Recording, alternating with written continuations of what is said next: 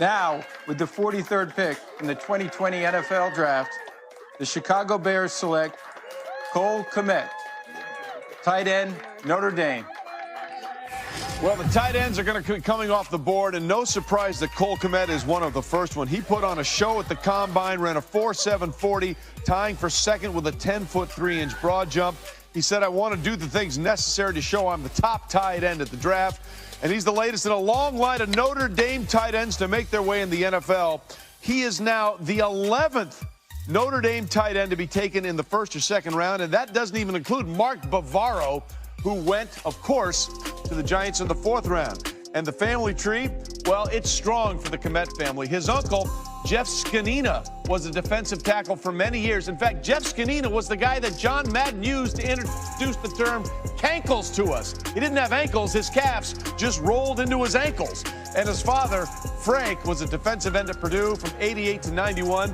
And this is an athletic guy in Cole Kmet, Mel. He wanted to play and did play for a while, both baseball and football at Notre Dame, before finally settling on football. He had 8 saves in 2017. He was a four-star recruit, had 4 sacks in high school as well on the defensive side. But he really came on this year. It was his first year as a starter. He was a backup. With the 50th pick in the 2020 NFL Draft, the Chicago Bears select Jaylon Johnson, defensive back, Utah. So Jaylon Johnson is now off the board, and was a very interesting story. Found out after the season he played the entire year at Utah with a torn labrum. He had a tackling drill that went awry in camp early on, but he stayed and decided to play through the entire season. Pick up Darnell Mooney, the wide receiver. What do you think about him, Daniel? Well, I was joking with a couple personnel buddies around the league after Noah Igbenogany went in the first round, the corner, because Darrell Mooney, you're watching right here from Tulane, I thought he got the best of him. Ran right by him. As you see here, a lot in the slot. He gets on top of coverage in a hurry. Big time speed. Ran 4.38.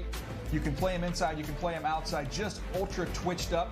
The reason he's here and available, he's 176 pounds. He's not the biggest guy. Needs to get a little bit stronger. Think of Travis Benjamin as a comparison for him. Trevis Gipson, the edge rusher out of Tulsa, is the selection. Several of you were correct on that one. A potential sleeper here for the Chicago Bears as an edge rusher. I know there were some fans of Gipson out there. Interesting size, interesting athletic ability, 6'3", 261, 4.69 40. He was a 205-pound freshman, bulked up at about 60 pounds at Tulsa. I had listed that as a sleeper.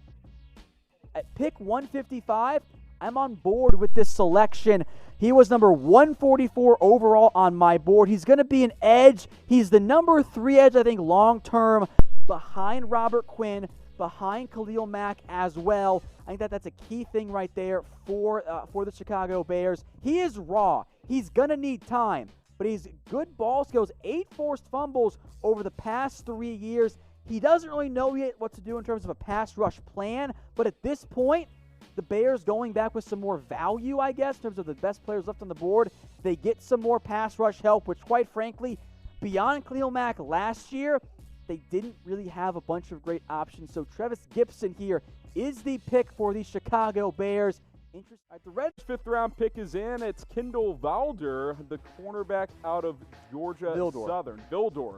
Yeah, I'm a little surprised he's gone this early, but Ryan Pace likes those small school kids out of Georgia Southern. I liked him a lot better in 2018. He actually fared pretty darn well against Clemson that season. Almost 5'10", a little undersized, good arm length there at 32 1/4. Robert Alford, another small school guy. Falcons fans, you know what I'm talking about there. That's kind of my comp for him here. Tested pretty darn well, a 4.44 40-yard dash. The length makes up for the lack of height. The ball skills, the length, the speed are all interesting to me. My issue was that he wasn't as good this year. He's a bad tackler too. 29% missed tackle rate. Didn't face many good players this year. I think his confidence got knocked this past year. And that's a big deal for corners. But in round 5, corner was a need for the Bears.